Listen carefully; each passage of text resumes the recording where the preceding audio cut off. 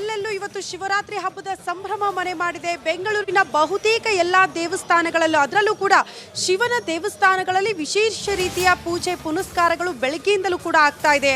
ಅನೇಕ ಭಕ್ತ ಸಾಗರ ಇವತ್ತು ಶಿವನ ದೇವಸ್ಥಾನದ ಕಡೆಗೆ ಬಂದು ಶಿವನ ದರ್ಶನ ಮಾಡಿ ಜೀವನ ಪಾವನ ಮಾಡ್ಕೊಳ್ತಾ ಇದ್ದೀವಿ ಅಂತ ಜನ ಕೂಡ ಸಂತೋಷದಿಂದ ದೇವಸ್ಥಾನಗಳ ಕಡೆಗೆ ಮುಖ ಮಾಡ್ತಿದ್ದಾರೆ. ನಾನು ಕೂಡ ಇವತ್ತು ಬೆಂಗಳೂರಿನ ಬಹಳ ಪ್ರಸಿದ್ಧವಾಗಿರುವ ಸೋಮೇಶ್ವರ ದೇವಸ್ಥಾನದಲ್ಲಿದ್ದೀನಿ. ಇಲ್ಲಿಯೂ ಕೂಡ ಬೆಳಗ್ಗೆಯಿಂದ ಸಾಕಷ್ಟು ಸರತಿ ಸಾಲಲ್ಲಿ ನಿಂತು ದೇವರ ದರ್ಶನ ಪಡೆದುಕೊಳ್ತಿದ್ದಾರೆ ಭಕ್ತಾದಿಗಳು, ಶಿವನ ದರ್ಶನ ಪಡೆದುಕೊಳ್ತಿದ್ದಾರೆ. ಕಾರಣ ಶಿವನಿಗೆ ಅತ್ಯಂತ ಪ್ರಿಯವಾಗಿರುವ ದಿನ ಇವತ್ತು. ಶಿವನ ಆರಾಧನೆ ಮಾಡಬೇಕು, ಉಪವಾಸ ಮಾಡಬೇಕು, ರಾತ್ರಿ ಇಡೀ ಜಾಗರಣೆ ಮಾಡಬೇಕು. ಆ ಮೂಲಕ ನಮ್ಮ ಇಷ್ಟಾರ್ಥಗಳನ್ನು ಶಿವ ಈಡೇರಿಸ್ತಾನೆ ಅನ್ನೋ ಕಾರಣಕ್ಕೆ ಜನ ಇವತ್ತು ಶಿವರಾತ್ರಿಯ ದಿನದಂದು ಶಿವನ ಮೊರೆ ಹೋಗ್ತಿದ್ದಾರೆ, ದೇವಸ್ಥಾನಗಳ ಕಡೆಗೆ ಮುಖ ಮಾಡ್ತಿದ್ದಾರೆ. ಅದೇ ರೀತಿ ಶಿವನಿಗೂ ಕೂಡ ಇವತ್ತು ವಿಶೇಷ ರೀತಿಯಲ್ಲಿ ಅಲಂಕಾರ ಮಾಡಿ ಬೆಳಗ್ಗೆಯಿಂದ ಅಭಿಷೇಕ ಪೂಜೆ ಪುನಸ್ಕಾರಗಳು ಕೂಡ ಆಗ್ತಾ ಇರೋದನ್ನು ನಾವು ಗಮನಿಸ್ತಾ ಇದ್ವಿ. ಸೋಮೇಶ್ವರ ದೇವಸ್ಥಾನದ ಮುಂಭಾಗದಲ್ಲಿ ನಾನು ಕೂಡ ನಿಂತಿದ್ದೀನಿ.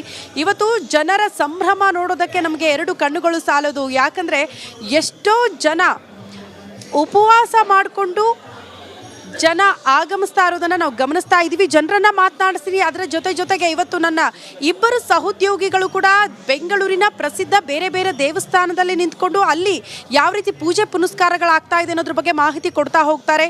ಇವತ್ತು ಒಂದು ಕಡೆ ದೀಪ್ತಿ ಇದ್ದಾರೆ ಗವಿ ಗಂಗಾಧರೇಶ್ವರ ದೇವಾಲಯದಿಂದ, ಮತ್ತೊಂದು ಕಡೆ ನನ್ನ ಸಹೋದ್ಯೋಗಿ ಅಂಕಿತಾ ಶೆಟ್ಟಿ ಕೂಡ ಇದ್ದಾರೆ. ಮೊದಲನೇದಾಗಿ ದೀಪ್ತಿ, ಅಲ್ಲಿ ಯಾವ ರೀತಿಯ ಸಂಭ್ರಮ ಮನೆ ಮಾಡಿದೆ, ಭಕ್ತಾದಿಗಳು ಯಾವ ರೀತಿ ಪ್ರತಿಕ್ರಿಯೆ ಕೊಡ್ತಿದ್ದಾರೆ ಶಿವರಾತ್ರಿ ಹಬ್ಬದಂದು?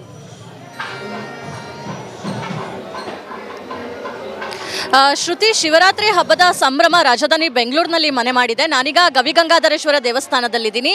ಇಲ್ಲೂ ಕೂಡ ಸಾಕಷ್ಟು ಸಂಖ್ಯೆಯಲ್ಲಿ ಭಕ್ತಾದಿಗಳು ದೇವರ ದರ್ಶನಕ್ಕಾಗಿ ಬರ್ತಾ ಇದ್ದಾರೆ. ಭಕ್ತಾದಿಗಳಿಗಾಗಿ ಸರತಿ ಸಾಲನ್ನು ವ್ಯವಸ್ಥೆ ಮಾಡಲಾಗಿರುವಂಥದ್ದು. ಅಂದರೆ ಪ್ರಮುಖವಾಗಿ ಇವತ್ತು ಬೆಳಿಗ್ಗೆ 5 ಗಂಟೆಯಿಂದನೂ ಕೂಡ ಶಿವನಿಗೆ ವಿವಿಧ ರೀತಿಯ ಅಭಿಷೇಕಗಳು ನಡೀತಾ ಇದೆ. ಶಿವ ಅಭಿಷೇಕ ಪ್ರಿಯ, ಹೀಗಾಗಿ ಬೆಳಿಗ್ಗೆ 5 ಗಂಟೆಯಿಂದ ಸಂಜೆ 5 ಗಂಟೆ ತನಕ ಹಲವು ರೀತಿಯ ಅಭಿಷೇಕಗಳನ್ನು ಮಾಡೋದಕ್ಕೆ ದೇವಸ್ಥಾನದ ಆಡಳಿತ ಮಂಡಳಿ ನಿರ್ಧಾರವನ್ನ ಮಾಡಿರುವಂಥದ್ದು. ಅಂದರೆ ಪ್ರಮುಖವಾಗಿ ಬೆಳಿಗ್ಗೆಯಿಂದ ಶಿವನಿಗೆ ರುದ್ರಾಭಿಷೇಕ ಕ್ಷೀರಾಭಿಷೇಕ ನಡೀತಾ ಇದೆ. ಸಂಜೆ 5 ಗಂಟೆ ನಂತರ ಶಿವನಿಗೆ ವಿಶೇಷವಾದಂತಹ ಅಲಂಕಾರವನ್ನ ಕೂಡ ಮಾಡಲಾಗುತ್ತೆ. ವಜ್ರಾಲಂಕಾರವನ್ನ ಮಾಡೋದಕ್ಕೂ ಕೂಡ ಈಗಾಗಲೇ ತೀರ್ಮಾನವನ್ನ ಮಾಡಿರುವಂಥದ್ದು. ನೀವು ನೋಡ್ಬೋದು ಸರತಿ ಸಾಲಿನಲ್ಲಿ ಎಷ್ಟು ಜನ ಬಂದಿದ್ದಾರೆ ಬೆಳಿಗ್ಗೆಯಿಂದನೇ ಅಂತಾನೆ. ಅಂದರೆ ಪ್ರಮುಖವಾಗಿ ದರ್ಶನವನ್ನ ಮಾಡಿ ಮನೆಗೆ ಹೋಗಿ ಪೂಜೆಯನ್ನ ಮಾಡಿ ನಂತರ ಸಂಜೆ ನಂತರ ಜಾಗರಣೆಯನ್ನ ಮಾಡೋದಕ್ಕೂ ಕೂಡ ನಿರ್ಧಾರವನ್ನ ಮಾಡಿದ್ದಾರೆ. ಅಂದರೆ ಇವತ್ತು ಉಪವಾಸ ಇಟ್ಕೊಂಡು ಶಿವನ ದರ್ಶನವನ್ನ ಮಾಡಿದ್ರೆ ತುಂಬಾ ಒಳ್ಳೆಯದು ಅಂತ ಹೇಳಿ ಒಂದು ನಂಬಿಕೆ ಇದೆ. ಹೀಗಾಗಿ ಸಾಕಷ್ಟು ಸಂಖ್ಯೆಯಲ್ಲಿ ಭಕ್ತಾದಿಗಳು ದೇವರ ದರ್ಶನಕ್ಕಾಗಿ ಆಗಮಿಸ್ತಾ ಇರುವಂಥದ್ದು. ಇನ್ನು ದೇವಾಲಯದಲ್ಲಿ ಸಂಜೆ ನಂತರ ಜಾಗರಣೆಗಾಗಿ ವಿವಿಧ ಸಾಂಸ್ಕೃತಿಕ ಕಾರ್ಯಕ್ರಮಗಳನ್ನು ಕೂಡ ಮಾಡಲಾಗ್ತಾ ಇದೆ.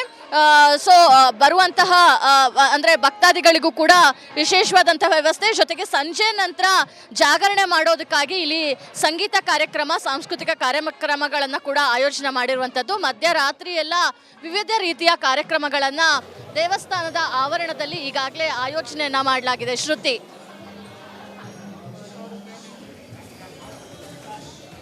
ಓಕೆ ದೀಪ್ತಿ, ಧನ್ಯವಾದಗಳು ತಮ್ಮೆಲ್ಲ ಮಾಹಿತಿಗೆ.